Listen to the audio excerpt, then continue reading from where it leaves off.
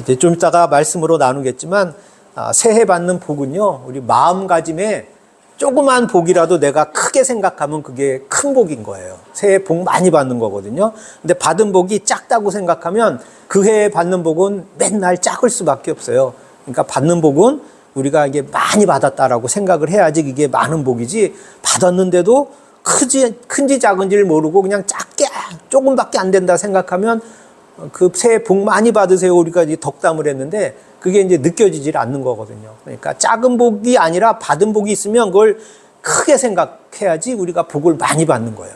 그러니까 한 번 더 얘기해 보겠습니다. 새해 복 많이 받으세요. 한번 해보세요. 새해 복 많이 받으세요. 네. 새해 복 많이 받으세요. 예. 네.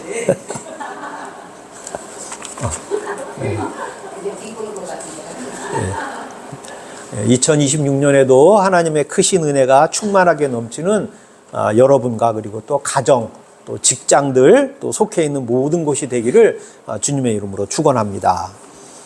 신년이 되면 우리는 항상 계획을 가지고 또 희망을 가지고 새해를 출발을 합니다. 여러분은 오늘 이 예배에 오시면서 2026년에는 어떠한 희망과 계획을 가지고 이 자리에 나오셨는지 모르겠지만 다들 좋은 것들 생각하고 올해는 이런 일들이 일어났으면 좋겠거니 하고 이 자리에서 예배를 드릴 거예요. 그런데요, 우리는 잘 알고 있어요. 우리의 마음에 품은 이 그 원대한 희망과 계획이요, 올해를 살면서도 모든 계획들이 다 이루어질 것이다 라고 생각하는 분은 없을 거예요. 그렇죠? 단지 희망을 내가 가지면서 이 희망이 올해는 좀 더 작년보다 이루어졌으면 좋겠거니 하는 그러한 마음을 가지고 이제 예배를 드리는 거예요. 제가 어저께 말씀을 다 끝내고 이제 돌아보면서 2025년도를 우리가 들어오면서 우리 이제 2025년도의 기도 카드를 우리가 다 적었잖아요. 어제 그거를 한번 이렇게 쭉 읽어봤거든요. 그래서 우리 이제 취업에 성공한 이혜은 청년이 이제 우리 교회를 나오지 못하고 있지만 혜은이 청년이 쓴 그 기도 카드를 봤는데요. 그 카드 내용이 올해는 작년보다 덜 힘들게 해주세요 라고 그 기도 카드를 썼어요. 그리고 두 번째가 직장을 얻게 해달라. 세 번째가 자기가 사랑하는 사람들이 건강하게 살아갔으면 좋겠다라는 기도 제목을 이렇게 써가지고 카드에 이제 담는 것을 제가 가지고 있었던 거를 이제 보면서 이제 카톡으로 이제 문자로 해가지고 이제 보내드렸거든요. 그러니까 가장 사랑하는 사람들이 건강하게 살아가는 것. 그리고 또 세 번째로 혜은이 청년이 썼던 거, 작년보다 올해는 덜 힘들게 해달라. 그래서 사실은 제가 세 번째 기도 제목을 보고 속으로 이런 생각을 했어요. 작년보다 더 기쁜 일이 많았으면 좋겠거니 하는 기도 제목을 썼으면 좋겠다라는 생각을 했어요. 작년보다 덜 힘들게 해달라는 그 기도 제목을 쓴 그 청년의 마음이 작년에 얼마나 힘들었으면 그런 기도 제목을 한 해를 시작하면서 썼을까 하는 생각을 많이 했거든요. 그리고 두 번째, 직장을 갖게 해달라는 것은 성공을 했어요. 그래서 이제 좋은 직장에 이제 취업을 해서 출근을 하고 있는 그런 것을 이제 말씀을 준비하면서 보면서 여러분 것도 쓴 것들을 한번 이렇게 쭉 봤더니 그 중에서 이제 이루어진 기도의 제목들도 분명히 있어요. 이루어지지 않은 것도 있고 또 이루어지지 않은 제목들은 올해 또 기도해서 또 그러한 일들이 우리 2026년의 삶에 이제 다 이루어져서 하나님께 감사하는 그러한 소중한 2026년이 되시기를 주의 이름으로 다시 한번 축원합니다.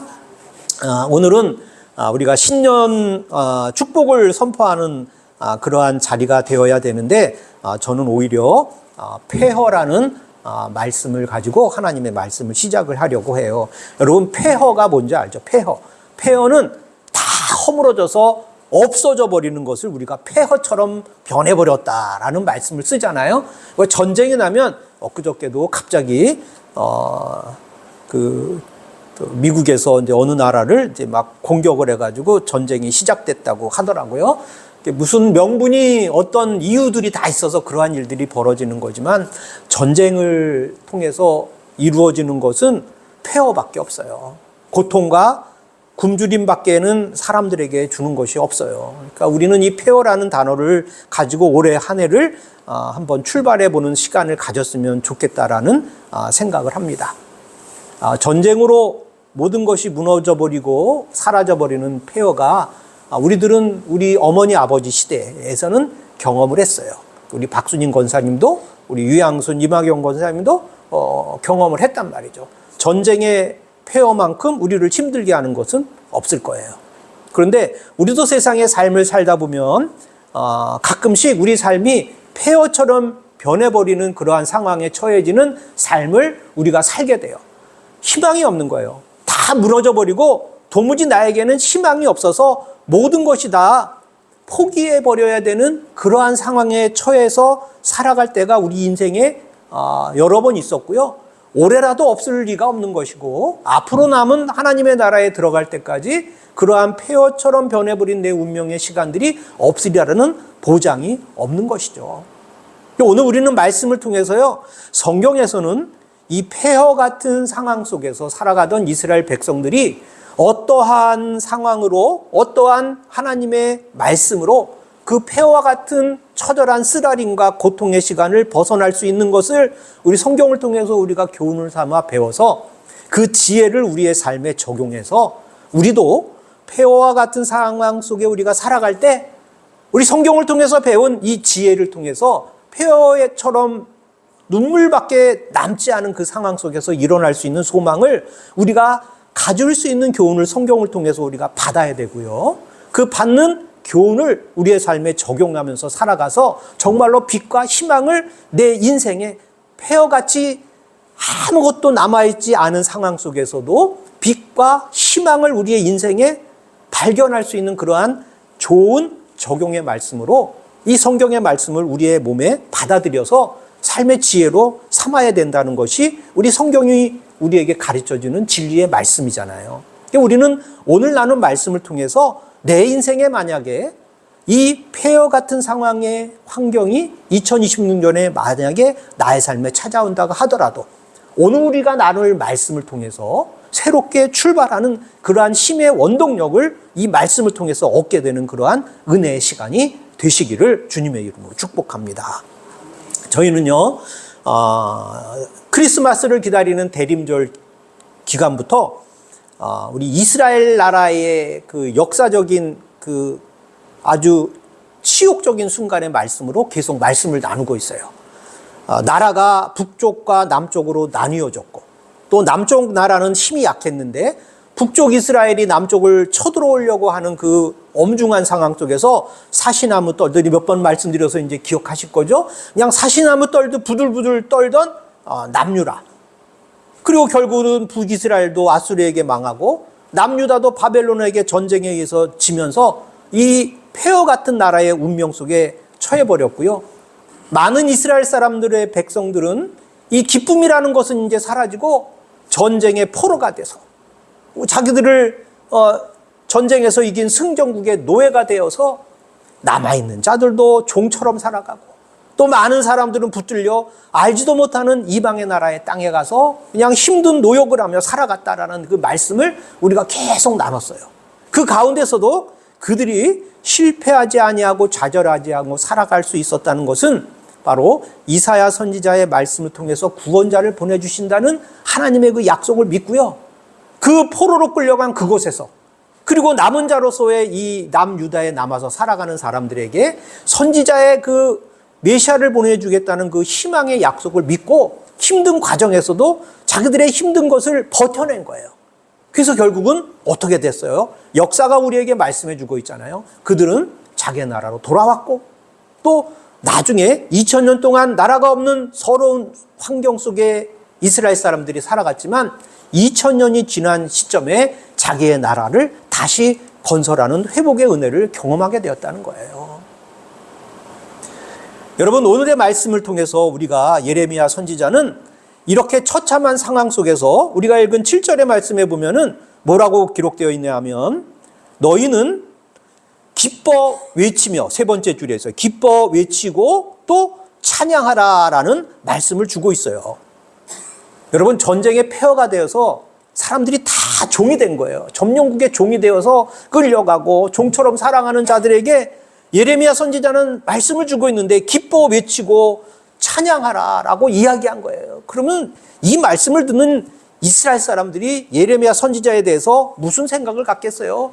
저렇게 이 상황 파악 못하는 이상한 사람이 어디 있냐라는 생각을 가졌을 거 아니에요? 그런데 하나님께서는 예레미야 선지자에게 이 전쟁의 폐허 속에 아무 희망이 없는 자에게 이스라엘 백성들에게 기뻐 외쳐하라, 찬양하라, 이러한 말씀을 하고 있었다는 거예요.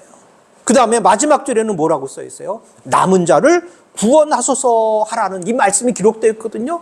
이 말씀은 뭐냐 하면 하나님께서 이스라엘의 남은 자를 구원하여 주옵소서, 그 말씀을 주고 있는 거예요. 그러니까 이스라엘 사람들에게 이 말씀을 믿는 자들은 지금 폐허 속에서 좌절 속에 희망이 없는 삶을 살아가지만 이 말씀을 믿는 자들은 기뻐할 수 있고 찬양할 수 있고 하나님께서 이스라엘의 남은 자를 구원하겠다는 믿음을 갖게 된다는 거예요. 그러니까 어려움 속에서도 자기가 살아갈 수 있는 희망을 얻게 되는 거죠. 또 8절의 말씀에 보면요, 마지막 부분에 큰 무리를 이루어 이곳으로 돌아오리라는 선포의 말씀을 주고 있어요. 지금 전쟁의 포로로 끌려간 사람들에게 희망의 메시지를 주는데 뭐냐 하면 너희들이 큰 무리를 이루어 돌아온다, 하나님께서 그렇게 해주시겠다는 말씀을 주고 있는 거예요. 자, 9절의 말씀을 하나 더 보겠습니다. 9절의 말씀에 보면요, 두 번째 줄에 내가 그들을 넘어지지 아니하게 하고 물 있는 계곡의 고든 길로 가게 하리라 라는 선포의 말씀이 있어요. 이 말씀은 뭐예요? 그들에게 물 있는 축복의 땅으로 너희들을 내가 이끌어 가겠다라는 이런 말씀을 지금 하고 계시는 것이죠. 여러분, 이 말씀을 우리가 보면요, 이스라엘 사람들이 지금 전쟁의 폐허 속에 살아가고 있는 그 참 슬픔 속에 있는 살아가는 사람들인데, 이 말씀을 들으면 하나님이 이 사람들에게 축복을 해주는 건가, 축복의 말씀을 주고 있다라고 우리가 생각을 하게 되는 거죠. 그런데요, 이 말씀을 가만히 잘 보시면요, 7절에 보시면은 이 말씀 마지막 절에 있어요. 남은 자를 구원하소서라는 말씀이 있어요. 이 말씀의 의미가 뭐냐 하면요, 이 말씀은 이스라엘 사람들에게 축복을 주는 그러한 메시지가 아니라 이스라엘 사람들의 죄악을 떠올리게 하는 말씀이에요. 뭐냐 하면 남은 자예요. 남은 자. 우리 송년 예배 드릴 때도 이 남은 자에 대해서 제가 말씀을 나눴잖아요. 남은 자 때문에 내가 하나님께서 너희들을 축복해야 한다는 거예요. 이게 뭐죠? 이스라엘 사람들은요, 여호와 하나님을 버리고 우상을 섬겼어요.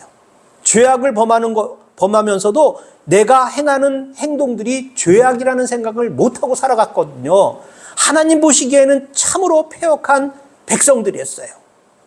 그래서 지금 이 남은 자라는 것은 그러한 우상을 섬기고 죄악을 범하면서도 죄라고 깨닫지 못하고 살아가는 그들 중에서도 남은 자가 있는데 그 남은 자를 내가 구원하여 줄 것이고 이 남은 자 때문에 하나님의 심판을 면하여 주겠다는 선포의 메시지가 여기에 담겨져 있는 거예요.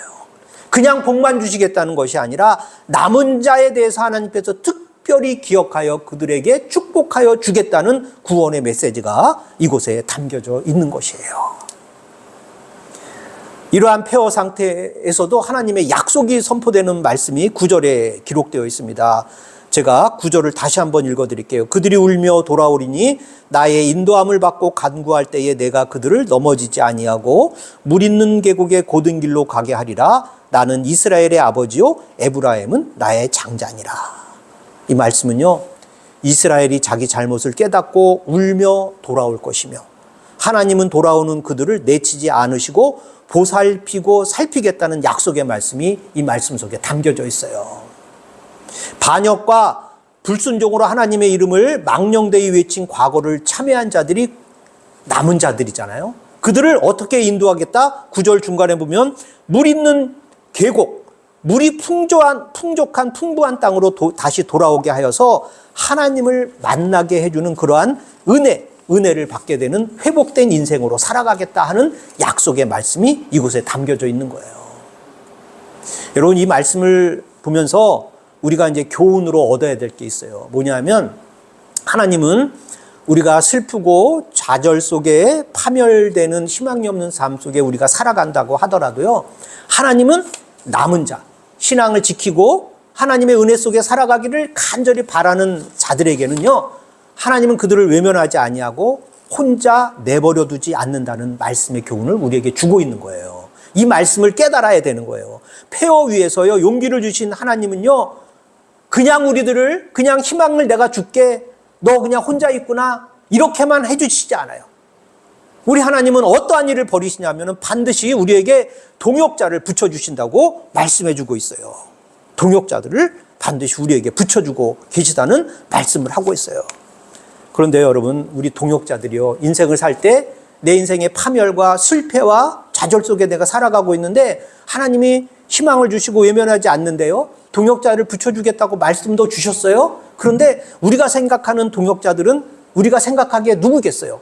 힘이 좀 있고 권력도 있고 돈도 많고 여러 가지 기술도 있고 이런 사람들이 나에게 좀 붙여주면 내 인생이 실패와 좌절 속에서 좀 수월하게 하나님 안으로 들어갈 수 있는 회복의 길이 좀 평탄할 거 아니겠어요? 우리 대부분 이런 생각해요. 아이고, 저희도 이제 어제 막내가 이제 그 사천에 취업을 해서 거기 방도 얻어주고 이삿짐도 실어 갖다 주느냐고 실어다 주고 왔어요. 그러면서 이제 멀리 떨어져 있으니까 그곳에서 아들이 이제 빨리 혼자 좋은 여자친구 만나서 결혼을 빨리 했으면 좋겠다라고 얘기를 하더라고요.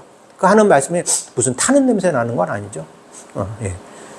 그래가지고 우리 속마음으로는 인간적인 마음으로 그러는 거예요. 그래, 그래서 어디 이제 좋은 직장 다니고 예쁘고 집안도 좋고 하는 거기 아주 그냥 아가씨 만나서 결혼했으면 좋겠거니 하는 생각으로 우리가 다 생각을 하잖아요.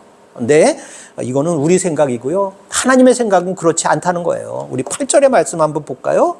보라, 그들이 큰 무리를 이루러 이곳으로 돌아오게 하겠다는 말씀이 있었는데, 자, 그 돌아오는 자가 누구냐면 두 번째 줄에 뒷부분부터 읽을게요. 그들 중에는 맹인과 다리 저는 사람과 잉태한 여인과 해산하는 여인이 함께 있다라는 말씀을 주고 있어요.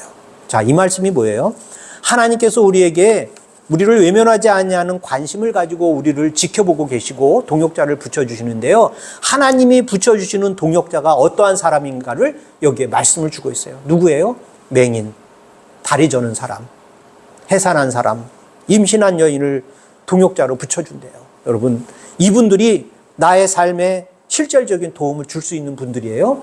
아니에요.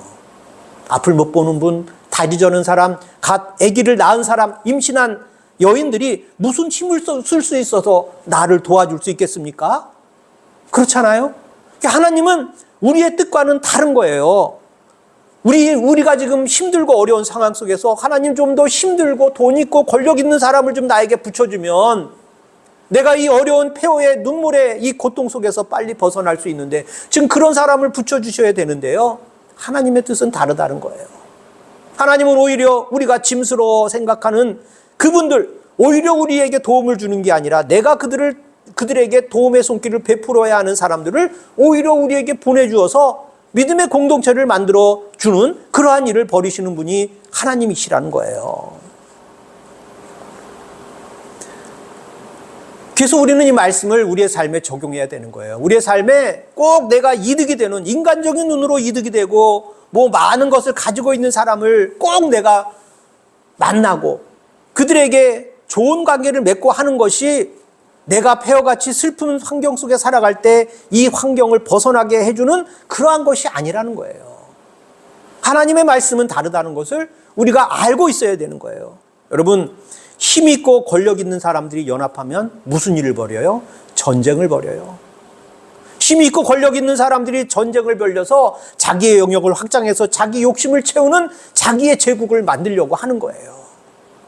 그런데 하나님을 바라보는 약한 자, 힘이 없는 자들이 합해지면 뭘 만들어가요?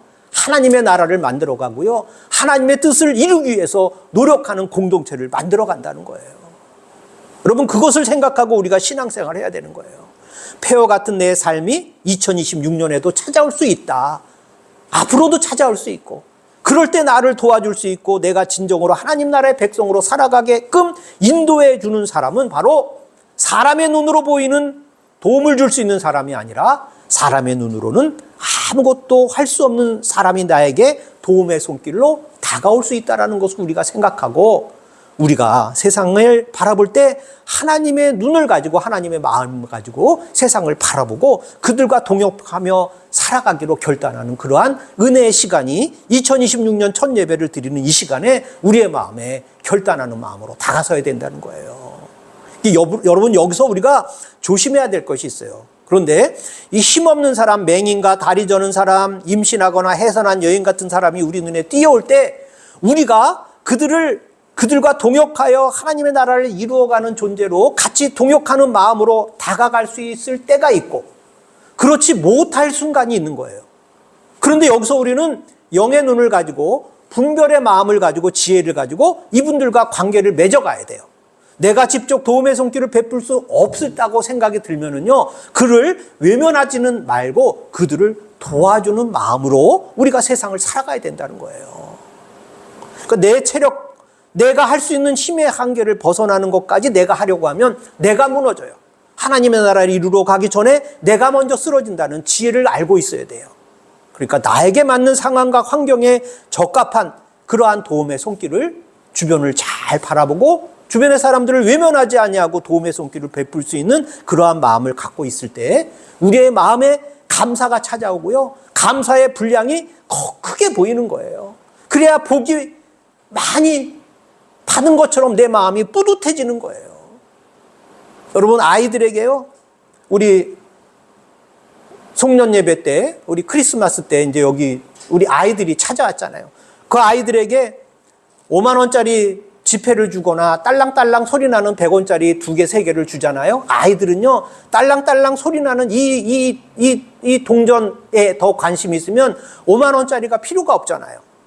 그렇잖아요. 그러니까 자기가 관심이 있는 작은 것이라고 하더라도 도움을 줄 수 있는 실질적인 것을 도와줄 수 있는 그런 마음이 돼야지 너무 큰 것을 꿈꾸고 우리 몸이 나가다 보면 가기도 전에 지쳐서 쓰러져 버려요. 그래서 우리가 신앙생활을 할 때 2026년에는 좀 주변을 좀 정리를 해서 너무 분주하게 여러 곳에 손을 대가지고 체력적으로 힘들어서 신앙생활하는데 어려움 느끼지 마시고요. 먼저 이 공동체, 믿음의 공동체를 잘 관계를 맺으면서 할 수 있는 나의 분량에 맞는 그러한 섬김과 공동체를 이루고자 하는 사랑의 마음으로 신앙생활을 했으면 참 좋겠다고 하는 그러한 생각을 하게 됩니다. 사랑하는 성도 여러분, 우리와 다른 것으로 하나님의 뜻을 나타내시는 하나님은요, 2026년에 나에게 또 우리에게 어떤 일을 하실지 우리가 기대를 갖게 하는 거예요. 내 생각과는 다른 것을 계속해서 베푸시는 하나님이시니까 2026년에도 나는 시작할 때 말씀드렸지만 어떤 계획도 세우고 이런 것이 이루어졌으면 좋겠다고 여러 가지 계획들을 하는데 우리 하나님은요, 내가 계획한 것들도 이루어지시지만 내가 생각하지도 못하고 내가 꿈꾸지도 못한 것들을 이루어 주시는 그런 복된 해를 우리에게 만들어 주실 수 있다라는 생각을 우리가 갖게 되는 거예요. 그러니까 우리의 생각으로 세상을 바라보면 안 된다는 거예요. 우리 말씀에 오늘 읽은 말씀 12절의 말씀을 다시 한번 제가 읽어드리겠습니다. 그들이 와서 시온의 높은 곳에서 찬송하며 여호와의 복 곧 곡식과 새 포도주와 기름과 어린 양의 떼와 소의 떼를 얻고 크게 기뻐하리라. 그 심령은 물된 동산 같겠고 다시는 근심이 없으리로다 할지어다. 하나님 우리에게 넉넉한 선물을 주시겠다고 약속을 하셨어요. 그런데 성도 여러분, 우리 이 말씀을 들으면서 이 말씀이 어떤 소떼가 많아지고 양떼가 많아지고 물된 동산에 들어가고 포도주가 많고 막 하니까 물질적인 번영을 나에게 주시겠구나 하고 생각하면 안 된다는 거예요. 이 말씀이 주는 건요, 우리의 삶 속 전체에 스며드는 생명을 말씀하는 거예요. 하나님이 나에게 이 폐허 속에서 좌절하고 생명의 희망을 얻지 못하고 살아가는 그런 삶으로 너희들이 살아가는 것을 원하는 것이 아니라 하나님이 주신 이 약속의 말 12절의 말씀은요, 이 말씀이 우리의 삶의 전체에 스며들어서 내 삶이 정말 활력 있는 하나님의 사람으로서 생명을 회복하는 삶으로 2026년을 살아가라는 희망의 메시지를 우리에게 주고 있는 것을 우리가 깨달아야 되는 거예요. 여러분, 마지막 절에 있잖아요. 다시는 뭐가 없어요? 근심이 없으리로다. 근심이 없으리로다. 이 말씀, 우리가 정말 하나님의 말씀을 내가 받아들일 수 있겠어요? 올해 2026년을 사는데 하나님이 나에게 축복을 주신다고 했어요. 그런데 그 축복이 뭐예요? 다시는 근심이 없으리로다 하는데, 여러분, 하나님이 나에게 2026년에 정말로 다시는 근심이 없는 기쁨의 마음만 나에게 주시겠습니까? 아니에요.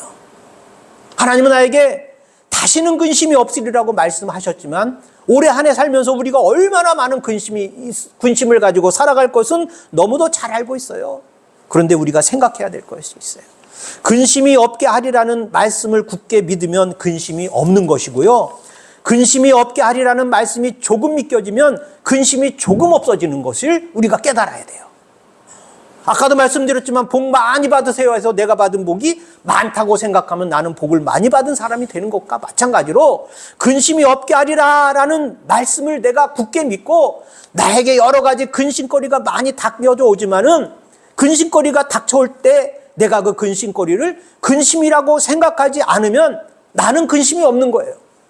하나님이 모든 것을 책임져 주시고 모든 문제를 해결해 주실 것을 약속하셨기 때문에 내가 참고 기다리고 전쟁의 폐허 속에서도 하나님을 버리지 아니하고 남은 자가 되어서 하나님의 약속을 기다리는 사람에게 고향으로 돌아가는 축복을 이루어 주신 것을 내가 믿고 내가 하나님께 인내하는 마음으로 근심이 없는 삶을 나에게 허락해 주시는 하나님이라는 것을 믿고 내가 꿋꿋하게 하나님의 품 안에 살아가기를 결단하고 그 안에 머물러 있으면은 하나님이 근심이 없는 순간을 우리에게 주실 거예요. 그때가 언제예요? 하나님이 우리를 하나님의 나라로 부를 때예요. 그때 근심이 없어지는 거예요. 하나님의 나라에 부를 때요, 우리의 몸에 육신의 질병이 있습니까? 없어요. 하나님 나라에 들어갈 때는요, 육신의 모든 질병은 이 세상에 놔두고 건강한 육체가 하나님의 나라에 들어가는 거예요. 근심이 없는 거예요. 그때를 우리에게 주시기로 하나님께서 약속을 주셨잖아요. 이 약속을 붙들고 우리가 살아가는 것, 그것이 신앙이라는 겁니다. 여러분, 우리 말씀을 우리의 삶에 잘 적용하고 살아갔으면 좋겠어요. 때때로 우리의 삶은 폐허가 됩니다. 그런데 믿음의 사람들은요, 무너져 내린 땅을 바라보고 한탄하고 있지 않아요. 내가 지금 힘들고 어렵지만 하나님의 약속을 바라보고 쓰러지고 슬프고 눈물이 날 때 다시 일어나서 하나님의 약속을 바라보고 그것을 향해서 꿋꿋이 걸어가는 거예요. 우리 2026년도에도 우리 사랑하는 소사제일교회 모든 성도님들은 폐허처럼 슬픔이 닥쳐올지라도 일어서서 하나님의 약속을 향해서 꿋꿋하게 걸어가는 삶을 살아가는 저와 여러분이 되시기를 주님의 이름으로 축복합니다. 넘어져도 다시 일어나서 새로운 시작을 하는 그러한 삶을 계속해서 지속해서 살아가는 여러분이 되시기를 주의 이름으로 다시 한번 축복합니다. 기도하겠습니다.